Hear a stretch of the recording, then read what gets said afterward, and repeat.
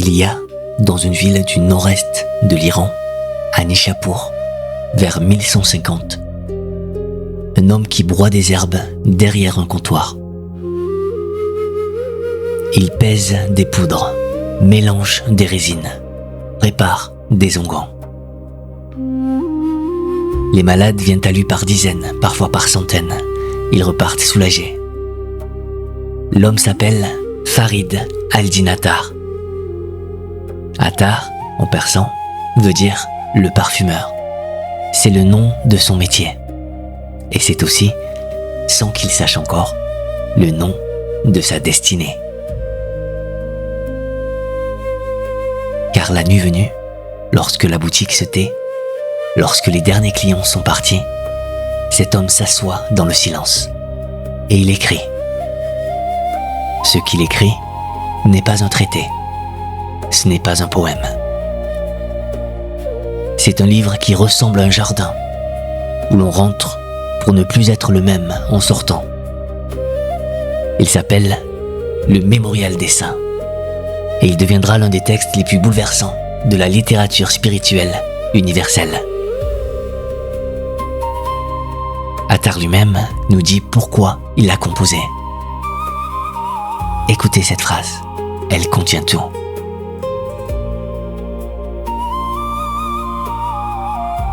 Le but n'est pas de multiplier les paroles, mais de transformer l'âme par la fréquentation des amis de Dieu.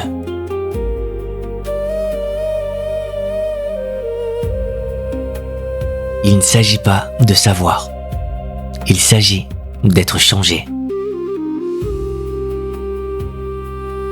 Imaginez un instant que vous puissiez vous asseoir au pied de 72 hommes et femmes qui ont tout abandonné. Des trônes, des fortunes, des noms, des certitudes. Tout. Pour une seule chose. Une chose qui n'a pas de forme et pas de prix. La soif de l'absolu.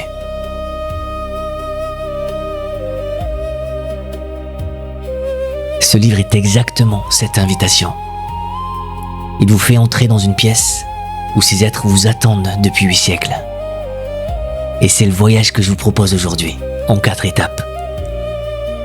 Nous allons d'abord rencontrer l'homme qui a bâti ce monument, Attar, le poète dont Rumi dira qu'il fut l'âme même du soufisme. Puis nous entrerons dans le cœur de l'œuvre, à travers ceux qui ont tout quitté pour Dieu. Un roi devenu mendiant, une esclave devenue la voix de l'amour pur. Nous gravirons ensuite les sommets les plus vertigineux de la voie mystique, là où certains ont osé parler d'union avec le divin, et où l'un d'entre eux l'a payé de sa vie. Enfin, nous comprendrons pourquoi ce livre, écrit il y a plus de 800 ans, continue de marcher avec nous, avec une urgence intacte.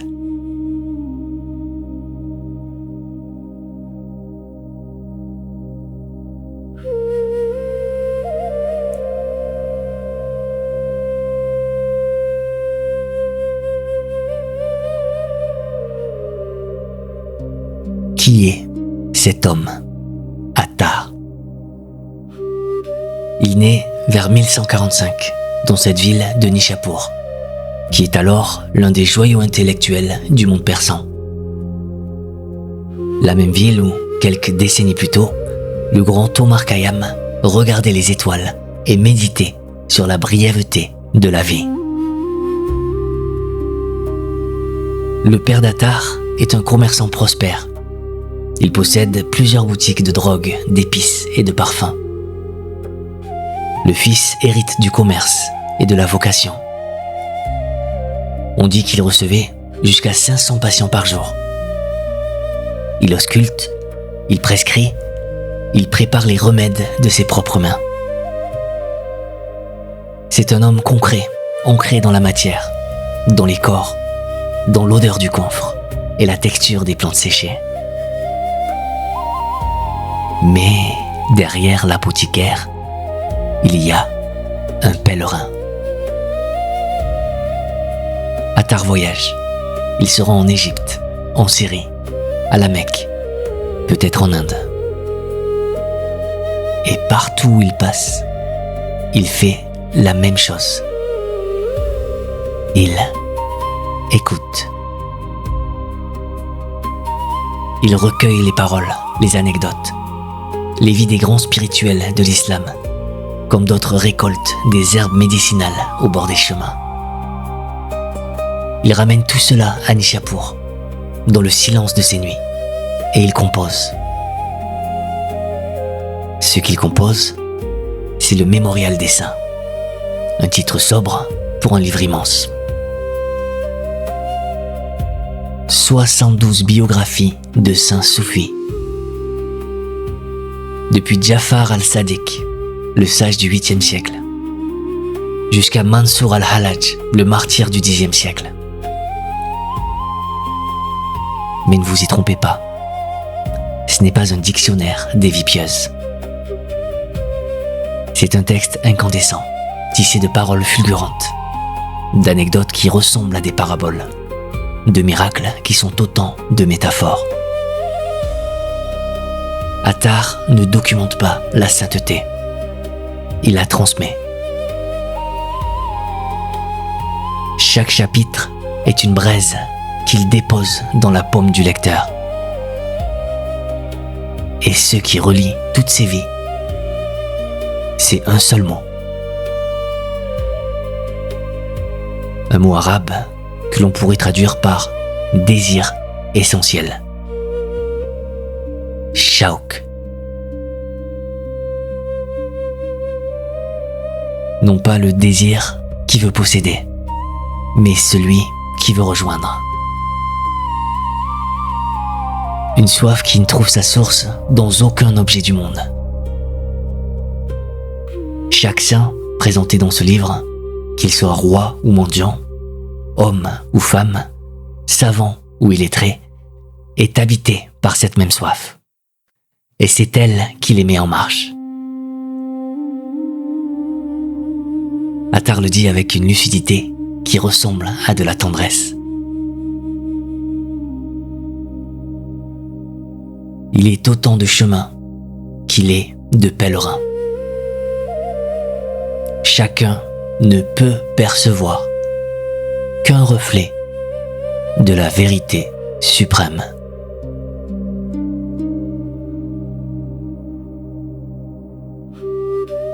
Il n'y a pas une seule façon de marcher vers Dieu.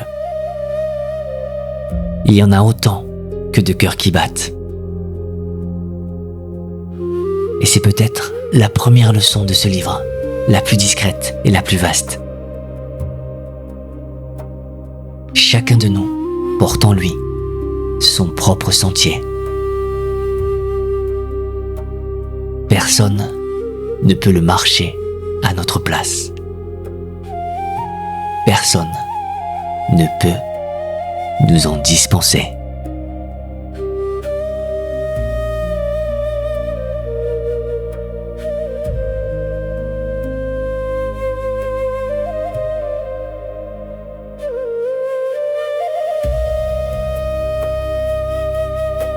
Entrons maintenant dans le cœur du livre et commençons par une histoire qui ressemble à un conte, mais qui est bien plus qu'un conte.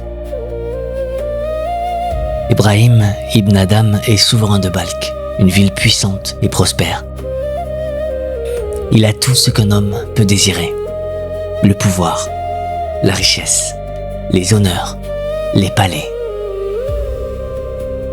Une nuit, alors qu'il repose dans sa chambre royale, il entend un bruit étrange au-dessus de sa tête. Quelqu'un marche sur le toit du palais. Ibrahim fait appeler ses gardes. On monte, on découvre un homme. On le ramène devant le roi. Ibrahim lui demande ce qu'il fait là. L'homme répond calmement: « Je cherche mon chameau. » Ibrahim se met en colère. « Tu es fou, On ne cherche pas un chameau sur le toit d'un palais. Et l'homme le regarde et lui dit : Et toi, cherches-tu Dieu dans un trône ?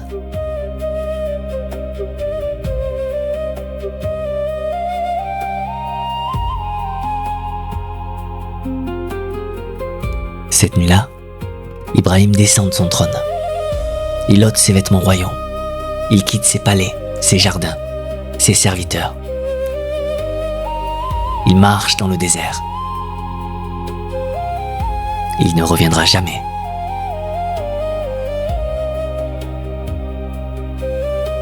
Ce récit traverse les siècles parce qu'il pose une question que chacun de nous peut entendre. Nos couronnes ne sont pas faites d'or. Elles sont faites de titres, de rôles, d'images que nous entretenons, de possessions auxquelles nous nous agrippons.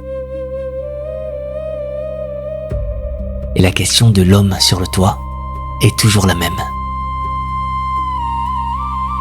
Ce qui vous définit aux yeux du monde est-il ceux qui vous rapprochent de vous-même ou ceux qui vous en éloignent ? Ibrahim a répondu avec ses pieds. Il est parti. Il a choisi le dénuement, comme d'autres choisissent une patrie. Mais le mémorial ne se contente pas de raconter le renoncement. Il va plus loin. Il nous conduit vers celle qui a transformé la piété en amour et l'amour en incendie. Elle s'appelle Rabia al-Adawiya. Elle naît à Bassora, en Irak, au 8e siècle.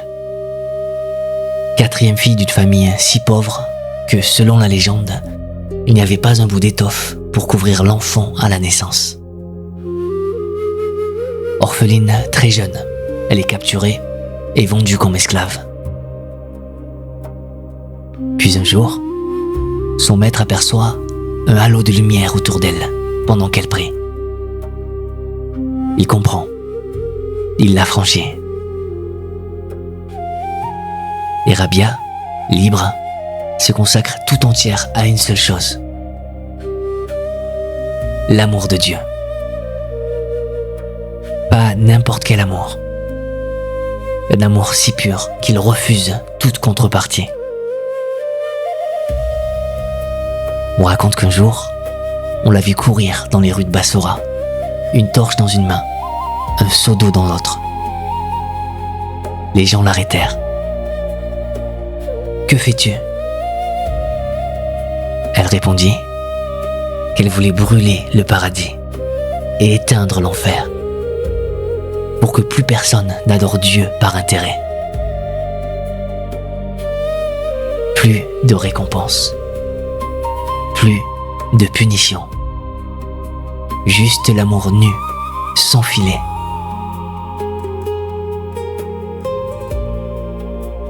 Et c'est elle qui prononce cette parole, qui résonne encore dans tous les siècles. Oh mon Dieu, si je t'adore par crainte de ton enfer, brûle-moi dans ces flammes.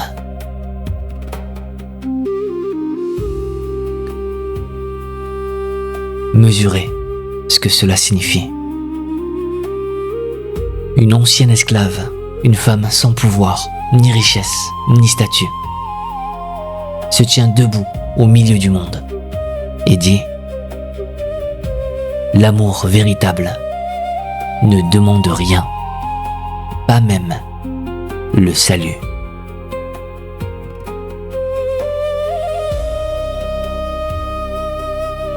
C'est l'amour pur, celui que les mystiques de toutes les traditions chercheront après elle, souvent sans savoir qu'ils marchent dans ses pas.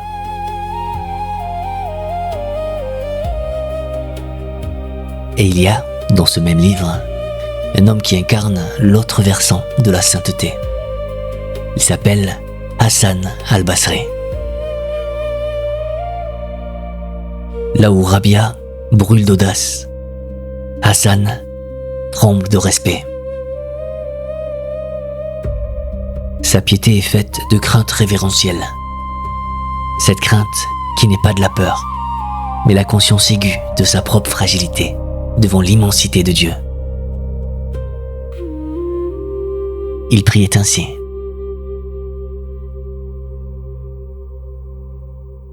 Seigneur, ne me laisse pas à moi-même, car je périrai.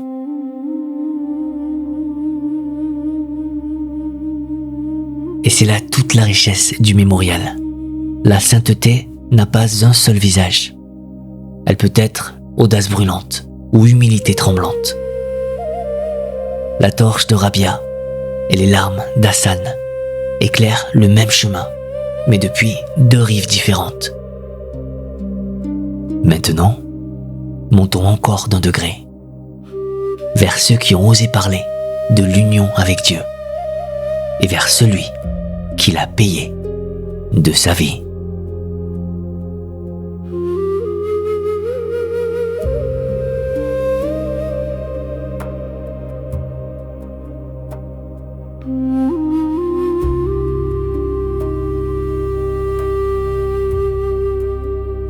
Il y a un homme au IXe siècle, dans le nord-est de l'Iran, qui dit des choses que personne n'a jamais dites.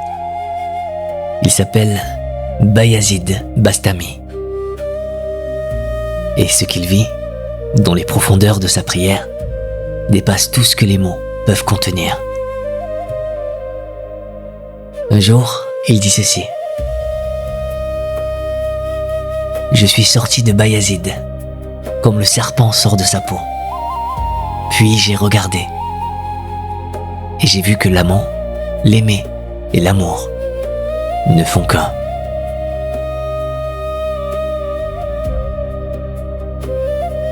Qu'est-ce que cela veut dire? Que dans l'expérience la plus haute de la prière, le moi se dissout. Il ne reste plus qu'un homme qui prie et un Dieu qui l'implore. Il reste une seule réalité, sans séparation. Les mystiques appellent cela le fana, l'extinction du moi. Le mot est sobre, l'expérience est un vertige.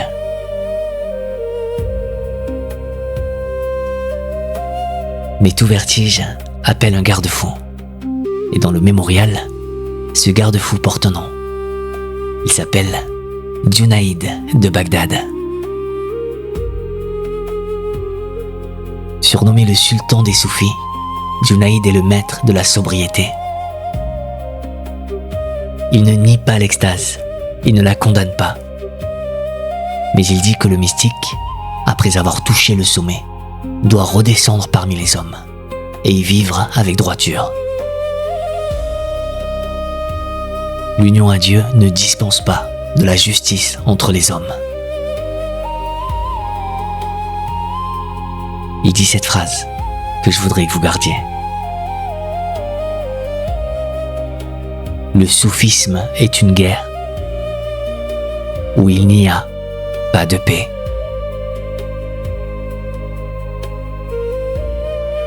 Non pas une guerre contre les autres, mais contre soi-même. Contre les ruses de l'ego qui revient toujours, même déguisé en humilité. Un combat sans trêve, un combat intérieur qui ne finit qu'avec le dernier souffle.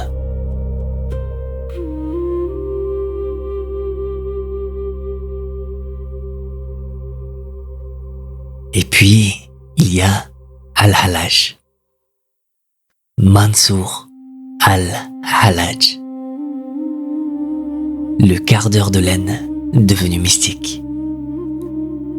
Le livre d'Attar culmine avec lui, et il est difficile de raconter cette vie sans être saisi d'un tremblement. Hallaj ne se contente pas de vivre l'union avec Dieu dans le secret de son cœur. Il la crie en pleine place publique, à Bagdad. il prononce les mots les plus célèbres et les plus dangereux de l'histoire du soufisme.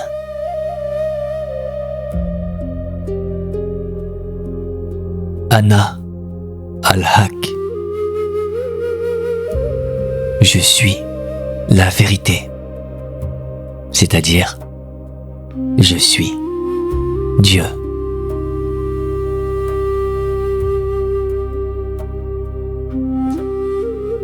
Ces mots ne veulent pas dire ce que l'on croit. Il ne s'agit pas d'un homme qui se prend pour Dieu. C'est exactement l'inverse. C'est un homme en qui le jeu s'est tellement effacé qu'il ne reste plus que Dieu pour parler. La bouche est vide. Le cœur est vide. Et dans ce vide, seul l'absolu résonne. Mais les autorités de Bagdad ne l'entendent pas ainsi. Al-Hallaj est arrêté, emprisonné pendant des années, torturé et finalement exécuté en 922 sur les bords du Tigre. La tradition rapporte qu'il sourit sur le gibet. Avec Al-Hallaj, le mémorial atteint son point le plus haut et le plus douloureux. La sainteté poussée jusqu'au sacrifice total. Le corps donné pour que la parole vive. Et l'on comprend alors cette phrase que l'on trouve ailleurs dans le livre et qui résume peut-être toute la trajectoire de l'œuvre. Celui qui connaît Dieu est celui qui, ne possédant rien en propre, ne se laisse posséder par rien.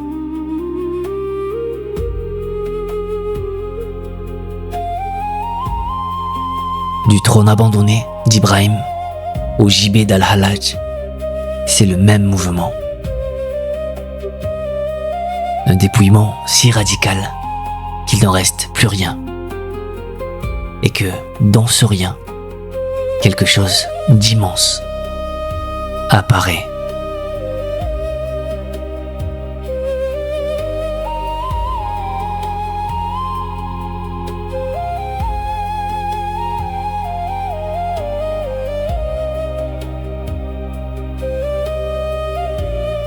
Nous avons voyagé longtemps.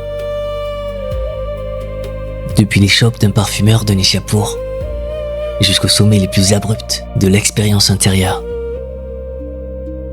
Nous avons rencontré un roi qui a quitté son trône, une esclave affranchie qui a réinventé l'amour, un mystique qui a vu son moi tomber comme une peau morte, et un martyr qui a souri devant la mort. Chacun d'entre eux, à sa manière, a répondu à la même question. Que reste-t-il quand on a tout donné ?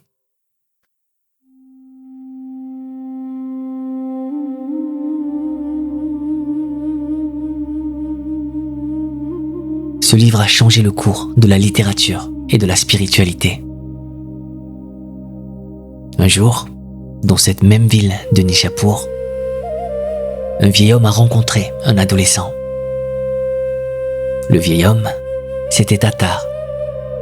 L'adolescent s'appelait Jalaladdin Rumi. Attar lui offrit un de ses ouvrages et dit à son père : « Ton fils enflammera le cœur des amoureux. » Plus tard, devenu le plus grand poète mystique de tous les temps, Rumi dira de lui : « Il fut l'âme du soufisme. Je ne fais que suivre sa trace. » Sans Attar, sans ce livre, la poésie de Rumi, les miniatures persanes, des siècles entiers de beauté et de pensée, n'auraient pas le même visage. Mais ce qui compte le plus, ce n'est pas l'héritage culturel. C'est la question que ce livre pose à chacun de nous, ici, maintenant. une question simple et redoutable.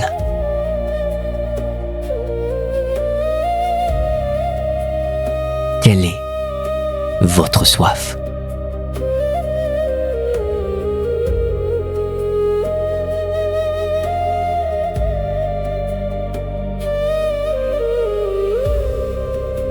Non pas ce que vous voulez obtenir ou accomplir, mais ce qui vous manque si profondément que rien au monde ne peut le combler.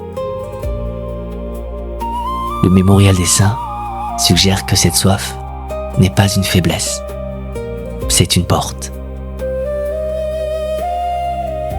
Que vous soyez croyant, chercheur, ou simplement quelqu'un qui s'interroge dans le silence de certaines nuits, les vies racontées par Attar vous rappellent qu'il existe en vous une dimension qui attend d'être éveillée.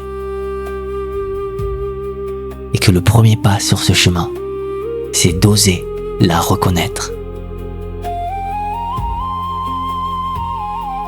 Si vous êtes encore là, c'est que quelque chose en vous a reconnu quelque chose dans ces paroles. Cette reconnaissance silencieuse, c'est peut-être déjà le début du chemin.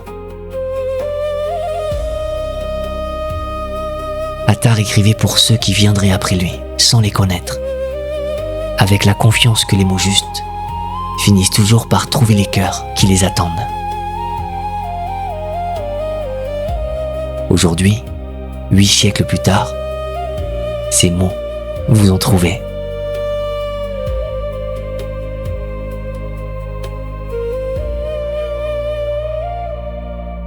Merci d'avoir prêté l'oreille à ce murmure venu de loin. Qu'il vous accompagne longtemps, comme un parfum que l'on ne voit pas, mais qui change secrètement la qualité de l'air que l'on respire.